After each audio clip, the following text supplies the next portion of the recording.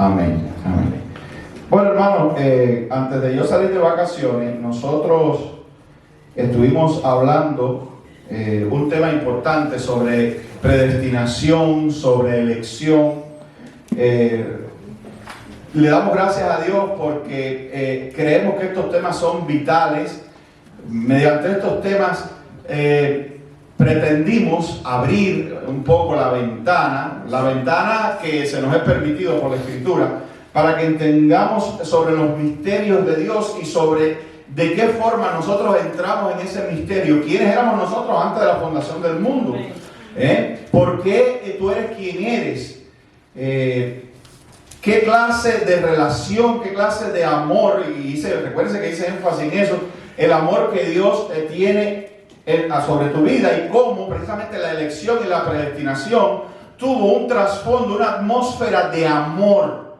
Podemos decir con convicción que Dios nos ama, Dios nos amó antes de la fundación del mundo, antes que hubiera nada creado, cuando éramos incluso, y me gusta decirlo así para que podamos comprender el calibre de este amor, cuando éramos una idea. Porque cuando no existía nada, pues no existía nada, ¿verdad? Cuando la única existencia era la eternidad del Ser Supremo, ahí dice que Dios nos amó. O sea, podemos decir que Dios nos amó desde la concepción y desde la idea.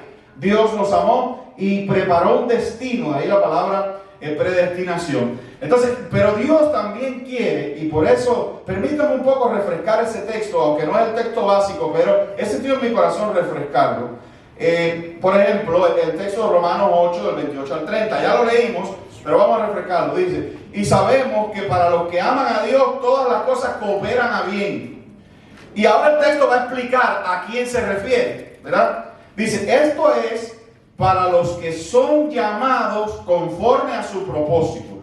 Para los llamados. Dice: porque a los que de antemano conoció, también lo predestinó. Y yo no voy a explicar toda esa palabra porque ya la expliqué. También lo predestinó para ser hechos conforme a la imagen de su Hijo, para que Él sea el primogénito entre muchos hermanos. Y a los que predestinó, a estos también llamó. Y a los que llamó, a estos también justificó. Y a los que justificó, a estos también glorificó. Y lo voy a parquear ahí en esa palabra porque de eso es lo que quiero hablar hoy, de glorificar. Y recuerden que habíamos explicado que toda esta cadena es con los mismos con los que empieza, esa que la Biblia dice a los, ese grupo, a los que llamó, a eso le hizo esto, le hizo aquello, le hizo lo otro, y por último los glorificó, todo en pasado, ¿verdad? Entonces, lógicamente, ninguno de nosotros está glorificado todavía. Ninguno de nosotros tiene el cuerpo nuevo, el cuerpo glorificado, ninguno de nosotros tiene el cuerpo espiritual, pero en la mente de Dios, en el designio divino, es un hecho. Amén. Amén. Que los llamados, que los escogidos, que los predestinados, que aquellos que responden por la fe dada por Dios mismo hacia Él, han sido glorificados, un hecho. En ese plan, como mismo Dios los escogió antes de la fundación del mundo, cuando no había ni un grano de arena, allí mismo, en ese mismo evento, declaró su glorificación. Quiere decir, y pastor, ¿y por qué? ¿A dónde va con esto? Voy hacia el tema de que, querido hermano, tú estás seguro en el Señor. Y Dios quiere que tú sepas eso. El cristianismo y la palabra del Señor no está diseñada para que el cristiano se sienta inseguro de su destino, o para que el cristiano se sienta que no sabe lo que va a pasar con él mañana, y que a lo mejor Dios cambia de pensamiento, o alguna cosa se mete en el medio y pierde yo mi estatus. No. Dios Todopoderoso, Rey de Reyes e Invencible, Señor de Señores, ha dicho que ya tú estás glorificado, que el caso tuyo terminó y tú estás glorificado y en la eternidad. Tú tienes vida eterna. Amén. Eso es básicamente lo que quiere decir. Y Dios quiere que tú tengas seguridad. Toda esa inestabilidad espiritual sobre mi estado y mi posición delante de Dios son muchas veces dadas por mí mismo, por una falta de afirmación en mi propia fe y de dejar de creer a las musarañas que yo mismo me digo, y muchas veces también viene por penetración diabólica en la mente. Amén. Entonces, Dios no quiere eso. Dios te dice, estás seguro, pero Dios te dice, y quiero que te sientas seguro. Te estoy diciendo, escúchame, porque por ahí voy. Ahora vamos a leer el texto. Te estoy diciendo estas cosas, las estoy sacando al público. Estoy hablando de incluso lo que pasó cuando no había nada creado. Para que tú te sientas seguro, para que te sientas amado, protegido, rodeado por el Padre. Tú eres hijo de Dios. Y un padre, déjame decirte una definición quintaesencial de paternidad es proteger. Amén, amén. Más que nada, una definición de ser padre es ser protector.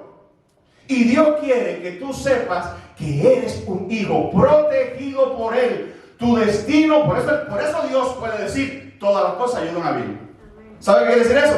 Protección. Porque todas las cosas, ¿verdad? Incluso las malas. ¿A que no has pensado que de esa manera? Todas las cosas ayudan a bien. Ay, qué rico, fiesta, pachanga. No, todas.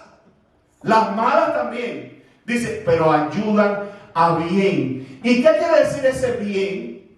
¿A qué bien se está refiriendo? La gente dice, todas las cosas ayudan a bien. Quiere decir que si algún percance me ocurre hoy, eso va a cooperar para que yo mañana sea millonario.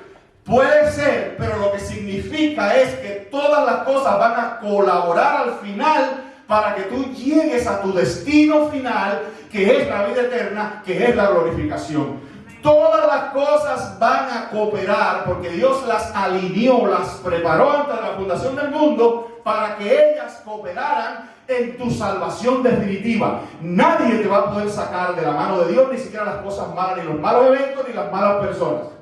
Amén. Amén. Amén, amén. Amén. Amén. Estás protegido y Dios quiere que tú sientas eso. Amén, amén.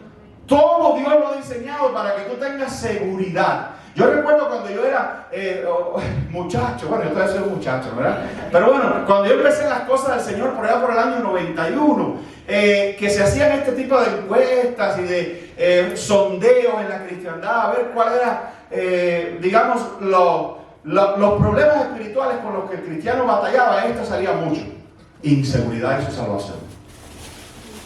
¿Cómo? Bueno, lamentablemente hay una teología que crea eso. La teología que predica que la salvación se pierde crea esa inestabilidad. Porque si la salvación se pierde, pues uno nunca está seguro. ¿Te das cuenta? Si hay una posibilidad de que el cristiano verdadero que ha sido nacido de nuevo, oye, para eso ya hay un problema grande, porque hay que desnacer lo que nació. Y eso no existe. Yo no le puedo decir a mi hija Mae, desnace. Lo que es nacido, nacido es. Y eso es irreversible. Cuando una persona nace espiritualmente, nacido es. Y eso es irreversible, es una nueva criatura y ya eso no se puede echar para atrás. Además, no es necesario echarse para atrás porque, como te estoy diciendo, Dios, que es omnisciente, sabe a quién le da vida, ¿verdad? Y Dios, que es omnipotente, garantiza y protege a aquel al cual le ha dado vida. Amén. Amén. Pero cuando tú oyes esa teología de que no, la salvación se puede perder, ¿por qué? No, porque tú puedes hacer algo que puede hacer que Dios te bote del reino de los cielos. Entonces yo no puedo dormir tranquilo nunca, porque yo no sé qué día voy a hacer esa cosa que va a hacer que Dios me tire por el tragante para abajo. Si la salvación depende de mí, de como en inglés se dice, my performance, yo no estaré seguro jamás. ¿Sabe por qué? Porque mi corazón es malo, porque mi corazón me traiciona y porque yo puedo tener buenas temporadas y de momento una caída estrepitosa. ¿Y qué pasó? Ya, se acabó. Dios no quiere eso. Dios no quiere que la vida cristiana sea un cachumbambé. Hoy arriba, hoy abajo. Hoy arriba, hoy abajo. Dios es el Dios tuyo y el Dios de amor y el Padre cariñoso cuando estás bien, pero cuando metiste la pata te dice, arréglatela, bueno, quiero saber de ti. ¿Qué padre hace eso con su hijo? Ninguno. ¿Cuánto más Dios? Amén. Aunque nosotros le fuésemos infieles, Él permanece fiel, dice la Escritura. Amén. Amén. Pero es que Dios, la gente no entiende esto, ¿no? Porque mira, yo te voy a decir por dónde viene, te voy a decir la lógica de predicar inseguridad de la salvación. Yo le tengo un nombre puesto a eso y todo. Le he llamado terrorismo espiritual. Porque la gente piensa que aterrorizándote o metiéndote miedo, para ponerlo, quizás terror es una palabra muy fuerte, pero la gente piensa que metiéndote miedo con que puedas perder la salvación, pues entonces puede lograr meterte en cintura. Como si Dios, que es Dios, que creó los cielos y la tierra, que es todopoderoso, necesitara meterle miedo a la gente para mantenerlo en cintura. Como si Dios no pudiera hacer que todas las cosas colaboren a bien. Como si Dios no pudiera manejar disciplinas de manera tal que haga algunos que andan sacando el pie, entrar el pie otra vez.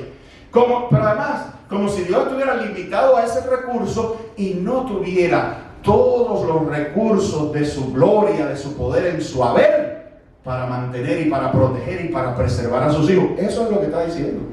Eso es lo que Cristo dijo cuando dijo: mi Padre mayor que todos es, y nadie las puede arrebatar de la mano de mi Padre. Dios quiere que tú te sientas seguro, protegido. Pastor, y si peco, abogado tenemos a Cristo. Amén. Te voy a decir algo. Esto lo he dicho hasta el cansancio, pero pensémoslo, querido hermano. Cuando Cristo vino a dar su vida por ti, fíjate, piensa esto. Quien muere en la cruz, el acto de la muerte de Cristo en la cruz es una operación de la divinidad completa. O sea, Cristo no estaba muriendo desconectado de la divinidad, y la divinidad no sabía, bueno, voy a morir ahí, pero después no sabemos. Vamos a morir por Tony, pero después no sabemos. No, lo que te quiero decir, Dios murió en la cruz. Y si Dios, pues Dios omnisciente. Y si omnisciente, sabía exactamente por quién estaba muriendo. Y si sabía exactamente por quién estaba muriendo, sabía el nacimiento, la vida, la juventud, la vejez y todos los actos pertinentes a esa persona. Y aún así entregó la vida por él.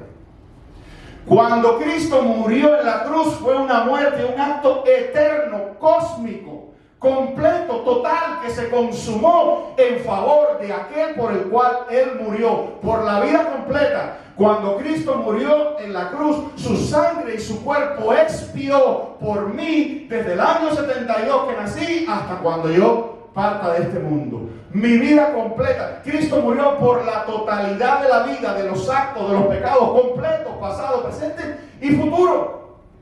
Amén. Amén. Por eso dice el texto: ninguna cosa futura me podrá separar del amor de Dios. Amén. Amén, querido hermano. Amén. Pastor, ¿y dónde está el texto? Vamos, déjenme leer, como decía un pastor amigo mío, decía, ahora voy a, él daba introducciones largas así también, él decía, ahora voy a dar el texto para que el mensaje sea espiritual. Lo decía con sorna, ¿no? Para que el mensaje sea espiritual. No, ya el mensaje espiritual hace rato. Amén. Pero vamos a leer el texto. Primera de Juan, oiga.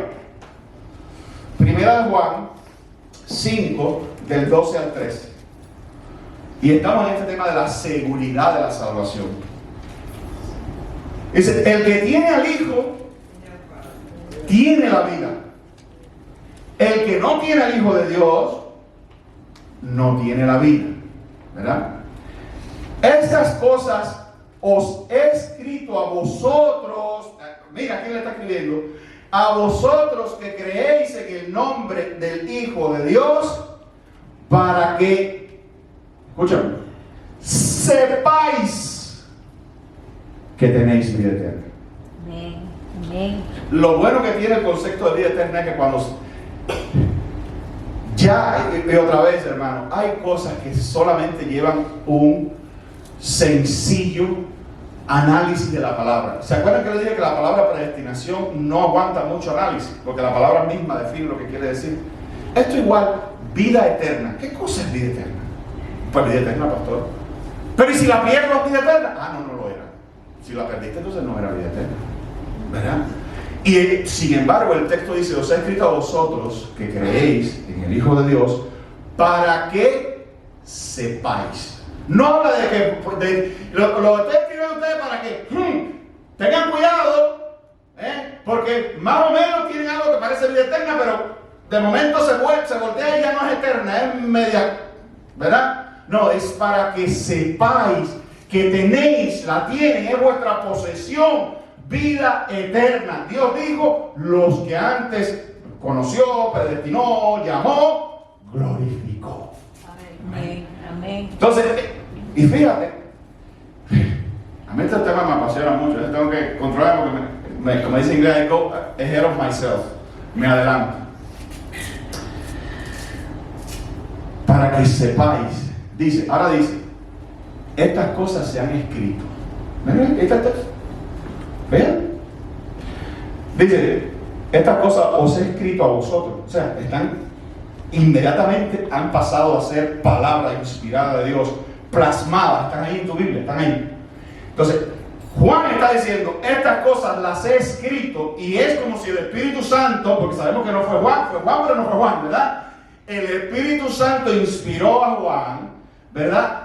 Para plasmar esta palabra, para que quedaran en eso que tú tienes en la mano o en tu medio electrónico que se llama la Biblia, y Dios sigue diciéndote a través de ello que las he escrito para que sepáis, estéis tranquilos, confiados, seguros, establecidos, anclados en la roca que es Cristo Jesús, que tenéis vida eterna. Amén. Amén. Gloria a Dios. Entonces no os dejéis mover, no os dejéis quitar eso del corazón. La gente que tiene duda de salvación, yo le digo, como dice la Escritura, de a ver si estás en Cristo. Porque el que está en Cristo tiene esa certeza.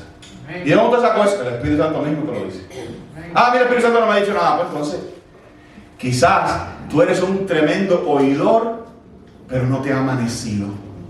Y necesitas responder a esa luz que te muestra a Cristo Jesús bello, atractivo, y te hace ir a sus pies y entregarle su vida. Amén. Amén. Si tú has entregado tu vida a Cristo Jesús, si el Padre, ese texto no lo dije aquí al cansancio, todo lo que el Padre me da vendrá a mí, el que a mí viene lo echo fuera. Ninguno puede venir, lo dice en positivo, lo dice en negativo.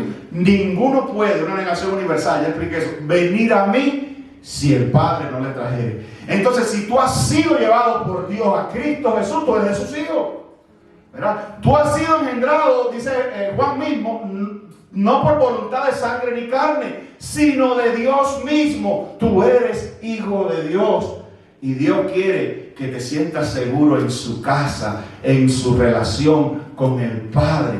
Por eso la Biblia dice en otro texto, dice, entremos confiadamente al lugar santísimo. Antes del lugar santísimo no se podía entrar. No, los hijos no podían entrar. Perdón, los que no eran hijos no podían entrar.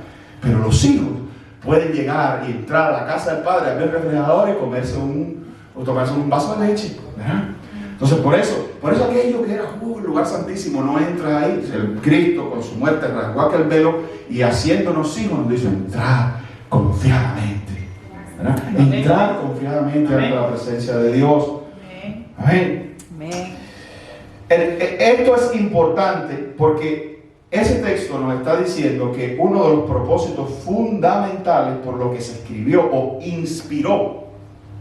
Recuerden que eso de la inspiración, sin meterme mucho en los tecnicismos, es Dios mismo poniendo en Juan lo que había de escribir. O sea, lo que vemos en la palabra de Dios es la voluntad misma de Dios por la pluma de Juan, pero por la mente y desde el corazón de Dios. Y dice que escribió, Dios inspiró eso que está ahí para que sepáis que tenéis vida eterna. O sea, Dios quiere que tú tengas seguridad en la salvación, y de paso nos está revelando cuál es uno de los actos que el cristiano puede hacer, o de las actividades que el cristiano puede practicar para sentirse cada vez más seguro en la salvación. ¿Cuál es? Leer la Biblia. Amén. Amén. Amén. Leer la Escritura para tropezarse con textos como eso, y que por divina inspiración a través de la explicación de un pastor o de cualquier otra persona, sepáis que Dios os ha concedido vida eterna. Amén. Amén. Por siempre. Amén. Amén. Jesús sabía la magnitud de lo que iba a hacer y proveyó seguridad. Jesús sabía la magnitud de lo que significaba su muerte en la cruz. ¿Amén? Eso no fue cualquier cosa. Amén. Esto es algo anunciado desde los mismísimos árboles de la creación, ¿verdad? Cuando ocurrió la caída. Desde el mismísimo principio de la historia humana, Dios viene hablando del momento en que ya un cordero no va a ser suficiente y un hombre de nuestra misma especie va a tener que venir y pagar por nosotros, y va a tener que ser un hombre limpio y sin mancha, porque de eso ya no quedaba nadie en la tierra. Y para que fuera un hombre limpio y sin mancha, un cordero inmolado, y fuera la justa, la aprobada propiciación o sustituto de nosotros, Dios mismo se vistió de carne, por decirlo de alguna manera. Amén. Dios mismo se encarnó, se hizo hombre, y así la divinidad produjo un hombre sin mancha. Amén. Luego entonces alguien que verdaderamente pudiera ocupar el lugar de nosotros Amén. Amén. y morir en nuestro lugar. Entonces, Cristo sabía lo que estaba haciendo, pero además Cristo sabía que una vez que Él muriera en una cruz y ese acto se le transfiriera a una persona, ese acto no tenía vuelta atrás, era para siempre. Por eso le dice, vino a morir una vez y para siempre, y se acabó. Se acabó. Entonces, como Cristo sabía que si venía a morir por Tony, una vez que dijera consumado es, lo que había contra Tony había sido con furia depositado en el cuerpo de Cristo Jesús y correctamente expiado y pagado por Cristo en la cruz. Una vez que me fuera acreditado a mí, pues ya, ¿sabe por qué? Porque ya murió. ¿Qué tú vas a hacer? Desmatar a Cristo. ¿Qué va a hacer si uno se para delante de Dios y dice, no, pero Él murió por mí? Yo creo que Él murió por mí. Tú me dijiste que Él había muerto por mí. Yo creo que Él murió por mí. ¿Quién puede contra eso? Si la sangre del Cordero, sin mancha, sin pecado, glorioso, Dios mismo ya se expió, murió, fue sepultado y resucitó. ¿Te das cuenta, hermano? ¿Te das cuenta lo que significa que tú aceptes o que tú creas que Cristo Jesús murió por ti? ¿Tú quieres que te diga algo? Te voy a explicar otra cosita sencilla. ¿Por qué salva a la gente? Ay, no, porque acepto a Cristo. ¿Cómo que lo acepta? Ay, sí, como si fuera uno que viene a tu casa y te dice, oye, te traigo un caramelito, ¿lo acepta? Ah, sí, ya, bueno. Y ya. ¿Cuál es la...?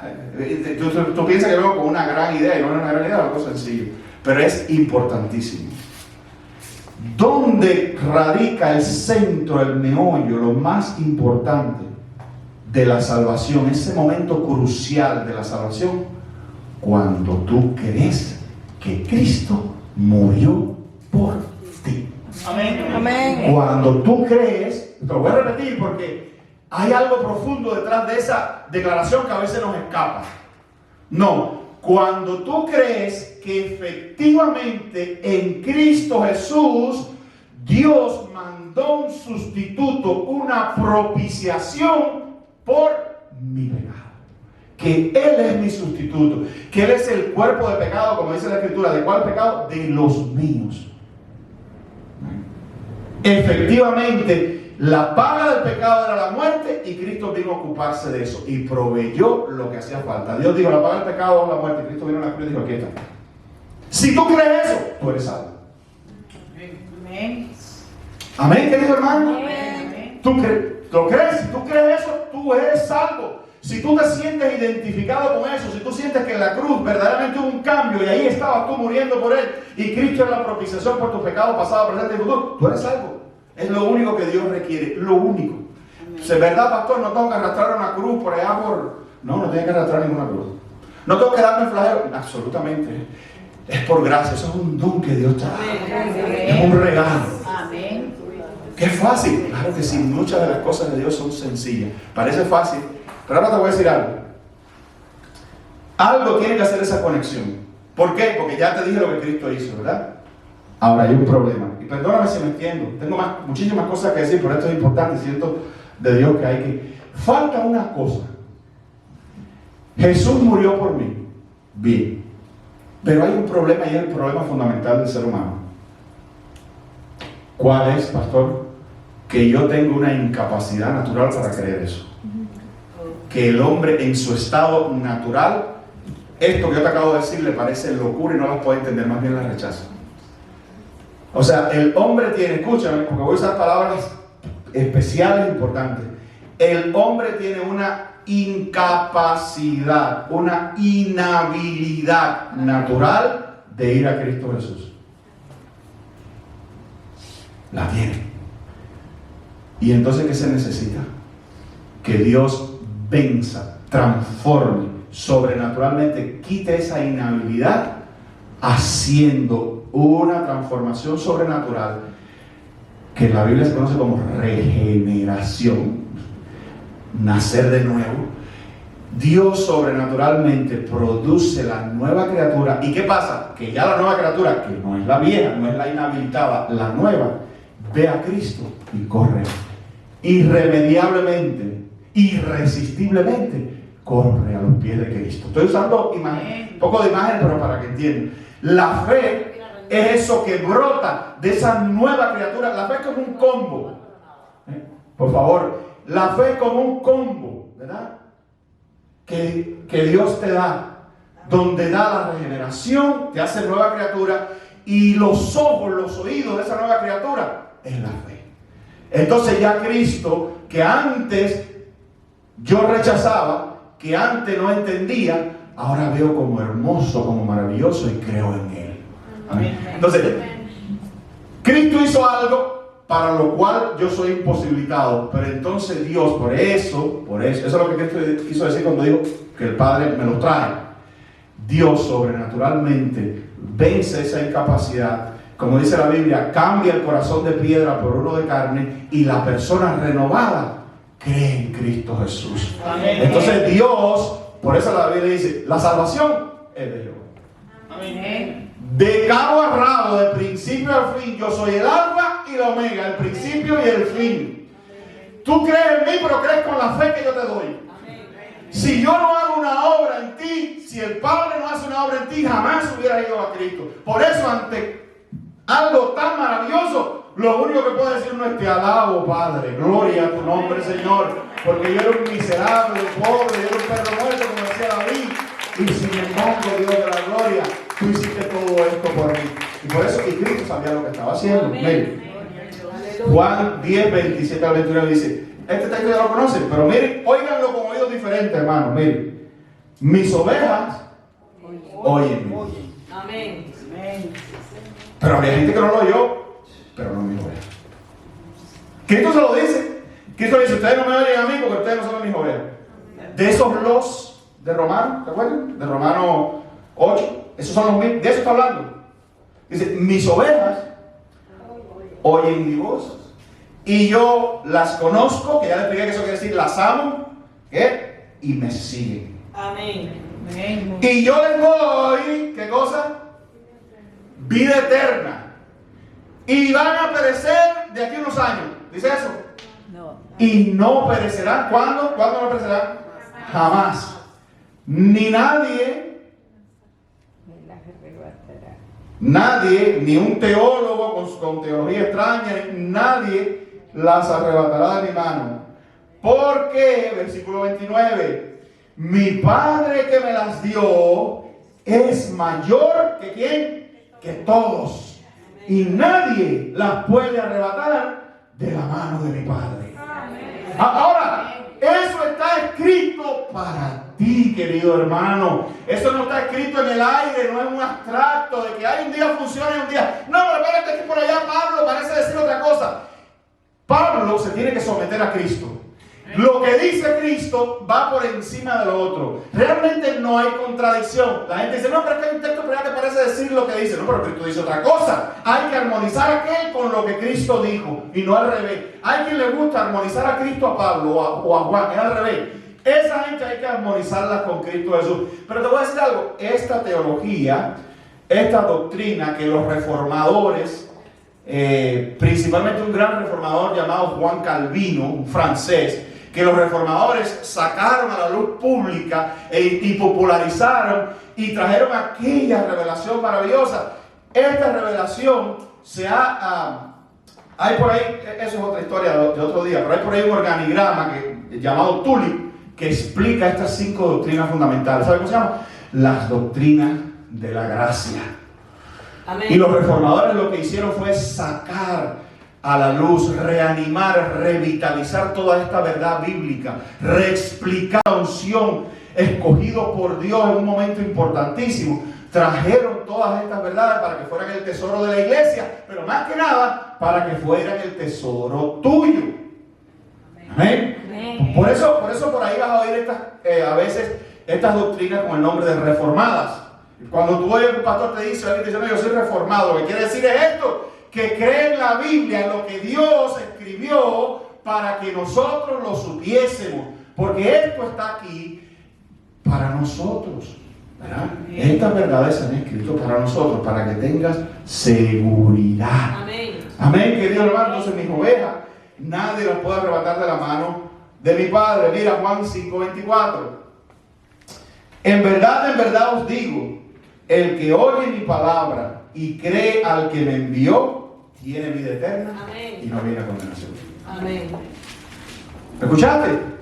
Tiene vida eterna y no viene a condenación, sino que ha pasado de muerte a vida. Amén. Amén. ¿Dónde está la condenación? En ningún lugar. Ya no hay. Oh, no, ya no hay. ¿Pero de dónde lo sacó? De la Biblia. Aleluya. ¿Qué te quiere decir, pastor? Que cuando yo creo en Cristo Jesús y voy a Él, ya no hay condenación. Ya no hay. ¿Qué he pasado de muerte a vida? Exactamente. No, pero eso está muy fácil. Necesito algo, pastor. Tengo que sufrir algo. Nada. No seas católico, sé cristiano. Amén. ¿Verdad? No seas católico que tienes que poner algo, hacer santiguarte, hacer esto, arrastrar cruces, hacer no sé cuánto, rezar. Nada. Cree que Jesús murió por ti y entrégale tu vida y has pasado de muerte a vida. Y no hay ninguna condenación. Hay, ¿verdad? Para esta gente, para estos para estas ovejas. ¡Aleluya! Amén. Voy a dejarlo ahí, déjame darle 2 textos más y terminamos. Después seguimos, el domingo que viene. Juan 11, del 25 al 26, les dijo Jesús: yo soy la resurrección y la vida. El que cree en mí, aunque esté muerto, vivirá. Y todo aquel que vive, se refiere a que está vivo, ¿no? Y todo aquel que vive y cree en mí, o sea, tiene que estar vivo para creer en él, obviamente. Todo aquel que vive y cree en mí, no morirá eternamente. No morirá eternamente. No. Amén. ¿Crees esto? Le dice. Amén. Amén. Ahí está hoy. Y por último, Juan 6:47. En verdad os digo, el que cree tiene vida eterna. Aleluya. Tiene vida eterna. Entonces, aplicación. Levanta un poco la autoestima. Ay, yo soy un infeliz, un pobre diablo que anda por aquí. A mí me han rechazado todo el mundo. Mi papá me rechazó, mi marido me rechazó, mi mujer me rechazó, mis hijos me rechazan, el jefe me rechaza, el trabajo me rechaza, inmigración me rechaza, todo el mundo me rechaza. Pero Dios te escoge. Amén. Dios te escogió. Sí, Dios te dio la visa, la importante. Ya ciudadano de Porque lo último que yo quisiera es irme ciudadano americano para el reino de las tinieblas, para el infierno, ¿verdad? Entonces, yo sé, parece simplista, hay cosas importantes en la vida, pero lo que te quiero decir, que ahora tú tienes un criterio diferente para luchar por las cosas de la vida, ¿verdad? Porque tú sabes que todas las cosas ayudan a bien, y que tú eres hijo de Dios, y que donde quiera que tú estés, Dios no te va a dejar ni te va a desamparar, y que podrán quitar de ti cualquier cosa, tu vida inclusive, pero nunca podrán quitar tu vida eterna. ¿Verdad? Nunca podrán separarte del eterno amor del Padre. Porque esto está cocinado hace rato, esto no fue que se formó ayer. Lo que Dios es por ti lo es desde antes de la fundación del mundo. Amén, que Dios entonces levanta esa autoestima. Amén. Pero también que esto transforme tu alabanza. ¿Tú sabes por qué? Porque a veces esas doctrinas raras le meten a la gente la idea de que ellos colaboran en algo. Aquí no hay colaboración, hermano. No colaboré en nada. Yo, como dice la canción esa que me gusta mucho de de Marcos Vidal, he despertado en el redil, no sé cómo, entre cuidados y algodones del pastor. Aquí todo el mundo. ¿Cuándo tú controlaste tu nacimiento? Claro que no. ¿Verdad? ¿Tú controlaste tu nacimiento? No. ¿Tú te descubriste que habías nacido? Oh, nací. Así es espiritualmente. Tú te descubriste que Dios te ama y que tú eres su hijo. Y ahora Dios te explica. Esto fue desde antes de la fundación del mundo, hijo mío. Y es algo que yo he diseñado para ti, en lo cual estás seguro. Yo soy tu Padre, protector para siempre. Tu lugar al lado mío está garantizado. Tú no vas a morir jamás. Tú eres eterno. Bueno, todo el mundo es eterno, hasta los que están en el infierno, ¿verdad? Pero tú vas a ser eternamente glorificado. En gloria, en un reino maravilloso. Tú sabes que hace poco me enteré de una cosa, me lo digo, tuve que decirle a un teólogo. Los cristianos debemos ser monárquicos. ¿Cómo que monárquicos? Yo soy un demócrata. Nosotros somos monárquicos. Porque cuando nosotros vamos no va a haber elecciones. Ah, sí, tú pensabas que te iba a armar allá el partido, que iba a ser de Trump, el reino de los cielos. Si es que entra ahí, no hay modo democracia. Rey de reyes y señor de señores. Vamos hacia un reino. Los cristianos somos monárquicos. Vamos a tener un rey.